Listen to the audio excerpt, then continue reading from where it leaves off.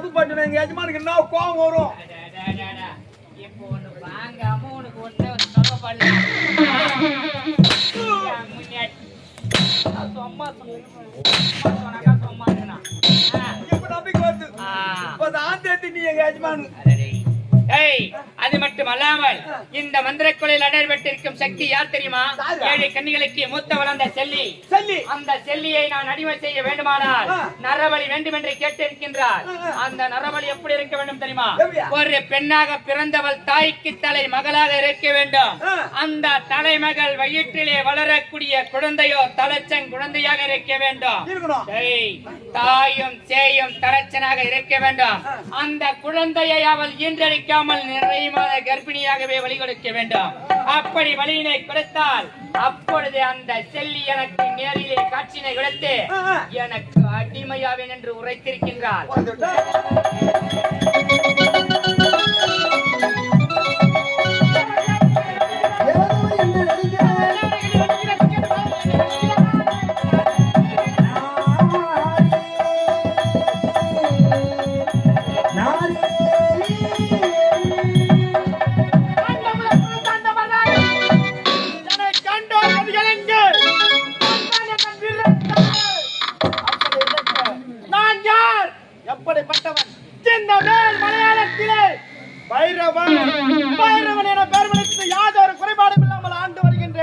அப்படி இருக்க எனக்கு முன்பதாக வரக்கூடியவன்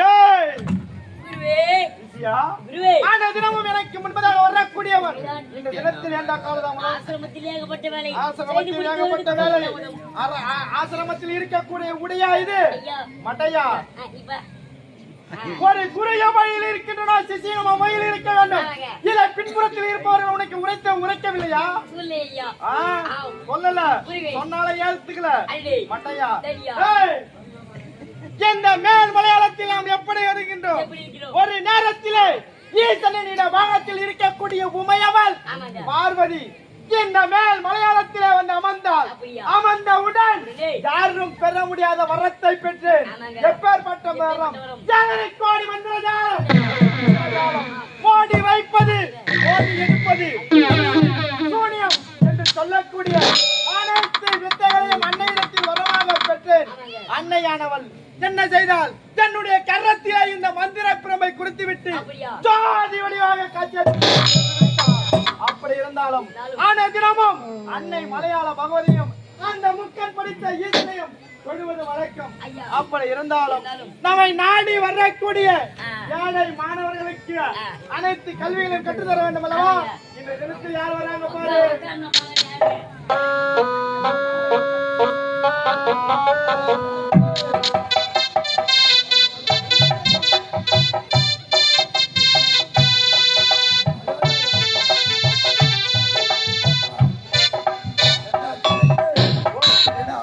மலையாளம் சென்றால் மந்திரங்களை கற்றுக்கொள்ளலாம் என்று ஓடி வந்தான். இங்க வந்து பார்த்தா மண்டவோடு ஆத்தோங்க பாவி இன்னும் மதல ரோட்டு பின்ன இதா இருக்கா பின்ன பின்ன மண்டவோடு அது உதவதான் இருக்கும். நான் என்ன பண்ணியா வந்தேன், இன்னைக்கு தானே நானும் வரேன். அப்படி என்றா சரி, நீ உரைத்தாய பைரவன் என்று சொல்லக்கூடிய மந்திரவாதி அவர் யாரு, எங்க இருக்கின்றார்? ஐயா யாரு நீங்க? ஐயா நீங்க தான் அந்த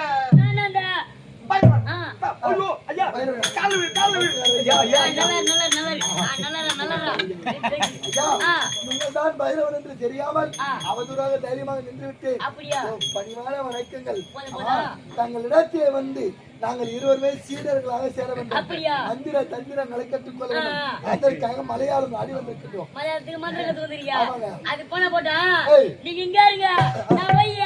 எங்க ஐயா சொல்லிட்டு வரேன். அப்ப பைரவன் என்பது நான் சொன்ன பையன் அவர் சிசியா சொல்ல மாட்டேன். எனக்கு தான் தெரியும். சரிங்க ஐயா, சீடர்களாக சேருவதற்கு அனாதிக 2 பேர் வந்து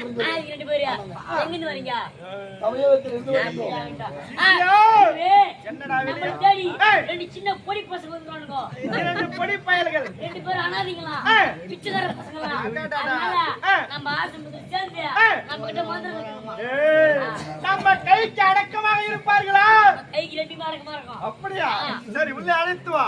உள்ள நாங்கள்தான் குருசாமியா. பைரவன் வாழ்க வாழ்க வாழ்க. நாங்கள் இருவருமே எங்கிருந்து வருகிறீர்கள்? உறவினர் யாருமே கிடையாது, சரி. சொந்த பந்தம் என்று சொல்லிக் கொள்வதற்கு யாரும் கிடையாது. அடடே. இருவருமே அனாதைகள். ஒருவேளை உணவிற்கு கூட வழி என்பது கிடையாது. ஆலயங்களிலும் அன்னதான சத்திரங்களில் கொடுக்கக்கூடிய உணவுகளை பற்றி இதனால் வரைக்கும் அதை உண்டு உயிர் வாழ்ந்து விட்டோம். சரி. இனி இருக்கும் காலங்களை தங்களுக்கு சீடர்களாக சேர்ந்து தங்களுக்கு பணிவடை வேலைகளை செய்து தங்களிடத்தில் காலங்களை கழிக்க வேண்டும் என்று வந்திருக்கிறோம். அப்படியா? உன்னுடைய பெயர் என்ன, இவனுடைய பெயர் என்ன? என்னுடைய பெயர் சந்தை. சந்தா என்ன சந்தை என்னது நீயா? இல்லப்பா, கோவிந்தசாமி. கோவிந்தசாமி. உன்னுடைய பெயர்? அடியார் கந்தசாமி. கந்தசாமி. கோவிந்தசாமி. எந்த ஒரு உயிரினமின் மண்ணில் பிறந்தாலும் விதிவசத்தால் அவர்கள் அனாதையாகின்றார்கள். தாய் இருப்பார், இல்லை தந்தை இருப்பார், ஒருவருக்கு ஒருவர் இல்லாமலும் போய்விடுவார்கள். அப்படி இருந்தாலும் அது ஆண்டவனின் கட்டளை. இன்னார் உயிர் இந்நேரத்தில் போக வேண்டும் என்ற கட்டளை. அனாதை என்று உரைக்காதே. உன்னை போல் 1000 வீரர்களின் பின்புறத்தில் இருக்கிறார்கள். அவர்கள் அனைவருக்கும் நான் ஆதரவு கொடுத்து வைத்திருக்கின்றேன். அப்படி இருந்தாலும் எவன் ஒருவன் இந்த மலையாளத்தில் காலடி எடுத்து வைத்தாலும் அவனுடைய உண்மையான நாமதேயத்தை உரைத்து இம்மண்ணிலே மரக்கன்றை நட வேண்டும். ஆகட்டும். எதற்காக தெரியுமா? உன்னுடைய உண்மையான நாமதேயத்தை உரைத்து ஆகட்டும். அடியார் கோவிந்தசாமி. அடியார் கந்தசாமி. குருவே பட்டி சரிமா? எவன் மாடி பத்தினியோ அவன் நர மொதல் நிக்கும். அவன் முன்னாடி பத்தினி, அப்ப ஓ மாடி டபுள் பத்தினி முன்னாடி வாவா. மரக்கன்றை நட வேண்டும் என்று உரைத்தீர்கள், நடத்திவிட்டோம். உண்மைதான். இது எதற்காக கோவிந்தசாமி? இதை எதற்காக நடத்துட்டேன் தெரியுமா? தன்னிடத்தில் அனைத்து வித்தைகளையும் கற்றுக்கொண்டு என்றாவது ஒரு நாள் இந்த குருவுக்கோ அல்லது தீய வழியிலோ நீ நடந்தால் உன்னுடைய பெயரால் நடப்பட்ட மரத்தை வேரோடு பிடிங்கெறிந்தால் அன்றே உன்னுடைய உயிரானது போய்விடும். சரி. இந்த மரக்கன்று நட்டோம் சின்னஞ்சிறியதாக இருக்கிறது. உண்மைதான். அதோ ஒரு மரம் உயர்ந்து வானம் அளவிற்கு வளர்ந்திருக்கிறது. அது யாருக்கு சொந்தமான மரம்? கோவிந்தசாமி, அதோ வானளவு உயர்ந்திருக்கின்ற மரம் அது யாருடைய மரம் தெரியுமா? இந்த மலையாள பைரவன் மலையாளத்திலே காலடி எடுத்து வைத்தவுடன் என்னுடைய பெயரால் நடப்பட்ட மரம். அம்மரம் எம்மரம். இது எங்களுக்கு சொந்தமானது. உண்மைதான். அது உங்களுக்கு சொந்தமானது. உண்மைதான். இது பட்டு போய்விட்டால் நாங்களே இருந்து விடுவோம். அது பட்டு போய்விட்டால் நீங்கள் அதை எதற்காக கேட்கின்றாய்? மந்திரம் என்பது அனைவருக்குமே போதுதானே? இந்த மலையாளத்தில் அனைவரும் சமம் என்பதற்காக என்னுடைய உயிரையும் அந்த மதத்திலே பதிய வைத்திருக்கின்றேன். மந்திரம் உபசரிக்கிறேன், ஏற்றுக்கொண்டேன். முதல் படியாக மந்திரத்தை உபசரிக்கின்றேன். வாருமா பாப்படி.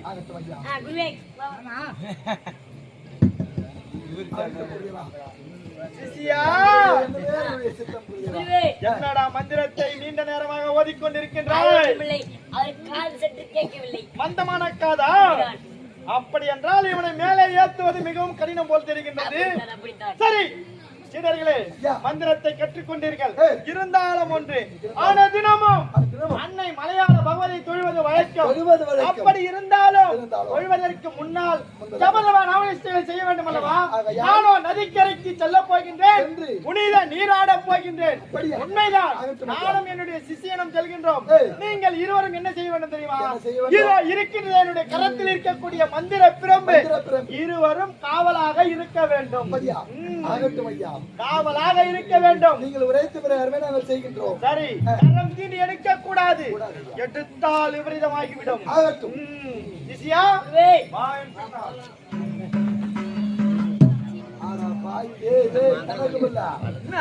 மந்திரங்களை கற்றுக்கொள்ளலாம் என்று அழைத்து வந்தவன் இந்த மந்திர பிரம்புக்கு காவலுக்காரன வந்து உட்கார வச்சுக்கிறேன். அப்படி என்றால் எனக்கு ஒரு விடிவு காலமே கிடையாதா? இப்ப மட்டும் என்ன அந்த மந்திர பெருமை அத்தனை அந்த மந்திர பெருமை அடிக்கிறது. இது எடுத்து நம்ம நாட்டுக்கு போயிடலாம். அதிலே கரத்தை வைத்தால் நமக்கு சாபத்தை கொடுத்து விடுவான். அந்த சொல்லி ஏன் பயப்படுற? இது வெளியே உனக்கு ஏதாவது நம்ம போகலாம். அப்படியா? சரி, இதுவரைக்கும் உன்னுடைய வார்த்தை கேட்டு அனைத்துமே நான் செய்திருக்கிறேன்.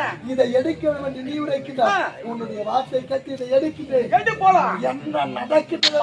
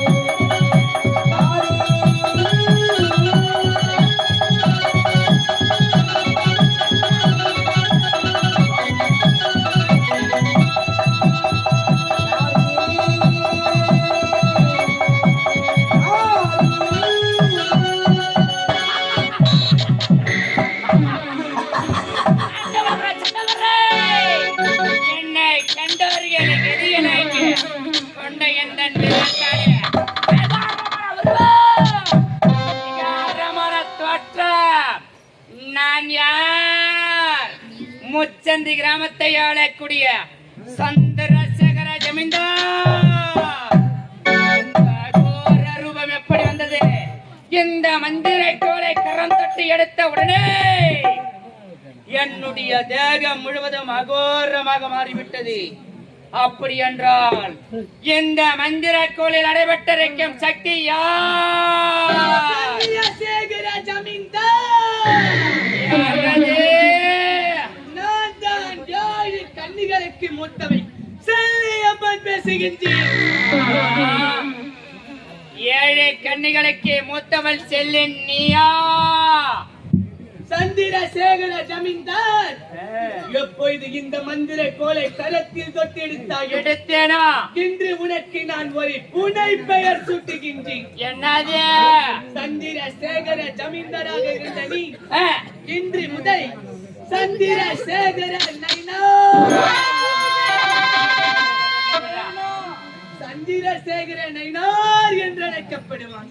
பிறந்த நாள் முதல் இன்று நாள் வரைக்கும் சந்திரசேகர ஜமீன்தாராக இருந்த நீ எப்பொழுது இந்த மந்திரை கோலை கரம் தொட்டு எடுத்தாயோ தற்போது உனக்கு ஒரு புனைப்பெயரை சுட்டுகிறேன் என்று சந்திரசேகர நைனார். சந்திரசேகர நைனார் என புனைப்பெயரை சுட்டி விட்டீர்கள். அம்மா தாயே, 7 கன்னிகளுக்கு மூத்தவள் செல்ல நீ நான் இந்த நைனாருக்கு அடிமையாக வேண்டும். இந்த தெய்வம் உனக்கு அடிமையாவதா? சந்திரசேகர நைனார், உனக்கு நான் அடிமையாக வேண்டுமானால் எனக்கு ஒரு நரபலி கொடுக்க வேண்டும். நரபலியா? என்னது? எப்பேற்பட்டவள் தெரியுமா? தாய்க்கு தலைமகளாக இருக்க வேண்டும். அந்த தலைமகளும் தன்னுடைய வயத்திலே தலைச்சன் கருவை சுமந்து கொண்டிருக்க வேண்டும். தாயும் சேயும் தலைச்சனாக இருக்க வேண்டும். அவள் ஓர் நிறைமாத கர்ப்பவதியாக இருக்க வேண்டும். அப்பேற்பட்ட ஒரு கர்ப்பவதியை இந்த செல்லியம்மன் ஆலயத்திற்கு கொண்டு வந்து என் ஆலயத்தின் முன்பே பலி கொடி கண் முன்னே வருவேன். கேட்ட வரத்தை தருவேன். கொடி பலி.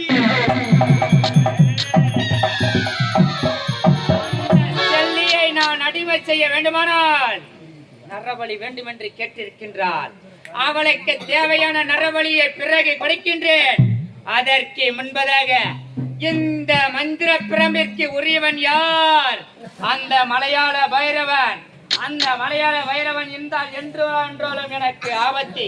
ஆகையால் அவனை அழித்து விட்ட பிறகு செல்கின்றேன். அடே பைரவா, நீராடி விட்டோம். அன்னை மலையாள பவனை தொழ போல் அகோர உருவத்தோடு இருப்பது மட்டுமல்லாமல் தன்னுடைய கரத்தில் இருக்கக்கூடிய மந்திர பிரம்பு உன்னுடைய கரத்திற்கு வந்தது யாரு? நான் யார் என்று உனக்கு தெரியவில்லையா? உன்னிடத்திலே சீடர்களாக சேர ஓடி வந்தவன் இருவர். அதில் கோவிந்தசாமியாக வந்தவனே நான் தான். கோவிந்தசாமியாக பார்ப்பதற்கு முன்பு வேறு தோட்டத்தில் இருந்தால் அகோர உருவம் இந்த மந்திரை கோலை கிரம் தொட்டு எடுத்து இப்பேற்பட்ட அகோரமான ரூபம் வந்து விட்டது. அடே முட்டாள் மடையா, பார்த்தனையா மந்திரை கோலை கரம் தொட்டு எடுத்தவுடன் உன்னுடைய அழகான உடலானது இப்பேற்பட்ட அபார உருவத்தோடு இருப்பதல்லவா? எப்போது நீ இந்த குருவிக்கு துரோகத்தை செய்தாலோ அன்றே நான் என்ன உரைத்தேன், என்னிடத்தில் அனைத்து வித்தைகளையும் கற்றுக்கொண்டு இந்த குருவுக்கு குருதுரோகம் செய்தால் அல்லது தீய வழியில் நடந்தால் உன்னுடைய பெயரால் நடப்பட்ட மரத்தை வேரோடு பிடுங்கினால் உன்னுடைய உயிரானது போய்விடும் என்று உரைத்தேன். மதிக்கட்டு விட்டாயடா முட்டாள். உன்னுடைய பெயரால் நடப்பட்ட மரத்தை பிடுங்கியவுடன் உன்னுடைய உயிரானது போகவில்லை என்றால் உன்னுடைய உண்மையான பெயர்? நீ இந்த மந்திர மரத்தை என்னிடத்திலே கொடுக்கும் பொழுது என்ன வார்த்தை உரைத்தாய்? என்னுடைய உண்மையான நாமதயத்தை உச்சரித்து நட்டால் மட்டுமே என்னுடைய உயிராகப்பட்டது அந்த மரத்திலே பதியமாக. என்னுடைய உண்மையான நாமதேய கோவிந்தசாமி கிடையாது. அப்படி என்றால் முச்சந்தி கிராமத்தை ஆளக்கூடிய சந்திரசேகர ஜமீன்தார் இன்று நாள் முதல் சந்திரசேகர நயினார் எப்பொழுது என்னையை எதிர்த்து பேசினாயோ இனி முதற்கொண்டு உன்னை விடப் போவது கிடையாது.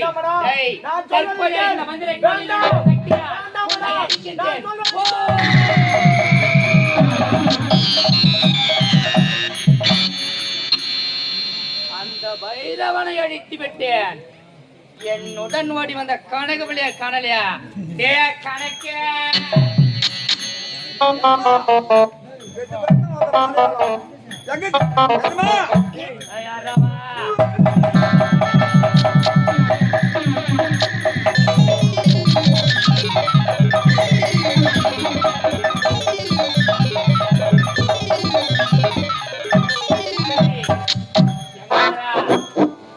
எங்கடா போறா? யாரா? நான் தான் எஜமா. என்ன பார்த்தா எங்க எஜமா நின்ன மாதிரி ஆளுங்க இருந்தாரு. உன்னை பார்த்தா அகோர உருவமாக்குறீங்க. எங்க எஜமா ஏதா? நான் தாண்டா உன் எஜமா. நான் தான் எஜமா. நீ எங்க எஜமா? உண்மை. இந்த உருவம் ஏன் வந்தது இந்த மாதிரி பண்ணி? எங்க எஜமா அவர் இன்னும் எப்படி பார்த்த அழகு? இப்ப நான் யாரு உன் எஜமானா இல்லையான்னு என்ன பரிசோதனை செய்யற? சரி ஆகட்டும். எங்க எஜமான்னு சொல்ற? உன் நாடுனா? என்னுடைய நாடு முச்சந்தி கிராமம். கல்யாணம் ஆச்சா? எனக்கு திருமணம் ஆகிவிட்டது. எனக்கெனவே இருக்கின்றால் என்னுடைய ஒரே மனைவி, ஒப்பற்ற மனைவி, என்னுடைய மனைவி மருதேவி.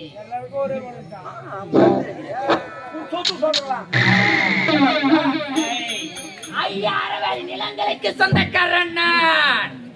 5000 வேலி கரெக்டா சொல்றேன். அப்ப நானும் எஜமான பேசினு வர சொல்லி நீ எங்க பக்கத்துல இருந்து கேட்டுக்கிறேன். இன்னும் நம்பல இல்லையா? சரி. இந்த உருவம் எப்படி வந்தது அதுவே தெரியல. இந்த உருவம் எப்படி வந்தது தெரியுமா? எப்படியா? ஒரு நேரத்தில் நீயும் நானும் எதற்காக இந்த மலையாளம் ஓடி வந்தோம்? என்னுடைய நாட்டில் அறுவடைக்கு வேலையாட்கள் இல்லை என்ற காரணத்திற்காக நீ உரைத்ததால் மலையாளம் ஓடி வந்தோம். மலையாளம் ஓடி வந்தது மட்டுமல்லாமல் அந்த பைரவனிடத்திலே அனைத்து மாந்திரிக சக்திகளையும் கற்றுக்கொண்டோம். அவன் இந்த மந்திர கோயிலுக்கு காவலாக இருக்க சொன்னான். ஆனால் இதை கரம் தொட்டி எடுக்க சொன்னவன் நீ. எடுத்தவன் நான். எடுத்ததால் இந்த உருவம். இந்த மந்திர பெருமை கரம் தொட்டி எடுத்ததுனால இந்த அகோர உருவம். உண்மை. அப்ப கூட எனக்கு நம்பிக்கை வரல. நான் என்னன்னா தப்பு பண்ணுவேன். எங்க எஜமானுக்கு என்ன கோவம் வரும்? இப்போ ஒண்ணு வாங்காம உனக்கு ஒண்ணு சொல்ல பண்ணல. சும்மா இப்ப நம்பிக்கை வருது. இப்ப தான் தேத்தி நீ எங்க எஜமானு. அது மட்டும் அல்லாமல் இந்த மந்திர கொலையில் நடைபெற்றிருக்கும் சக்தி யார் தெரியுமா? 7 கன்னிகளுக்கு மூத்த வளர்ந்த செல்லி. அந்த செல்லியை நான் அடிமை செய்ய வேண்டுமானால் நரபலி வேண்டும் என்று கேட்டிருக்கின்றார். அந்த நரபலி எப்படி இருக்க வேண்டும் தெரியுமா? ஒரு பெண்ணாக பிறந்தவள் தாய்க்கு தலை மகளாக இருக்க வேண்டும். அந்த தலைமகள் வயிற்றிலே வளரக்கூடிய குழந்தையோ தலைச்சன் குழந்தையாக இருக்க வேண்டும். தாயும் சேயும் தலைச்சனாக இருக்க வேண்டும். அந்த குழந்தையை அவள் ஈன்றெடுக்க நிறைய மாத கர்ப்பிணியாகவே வழி கொடுக்க வேண்டும். அப்படி வழியினை கொடுத்தால் அப்பொழுது அந்த செல்லி எனக்கு நேரிலே காட்சியினை கொடுத்து எனக்கு அடிமையாவேன் என்று உரைத்திருக்கின்றார். தற்போது அதற்கான வழியை நீ எங்கு தேடி முளைத்துக் கொண்டு வர வேண்டும்ப்பா.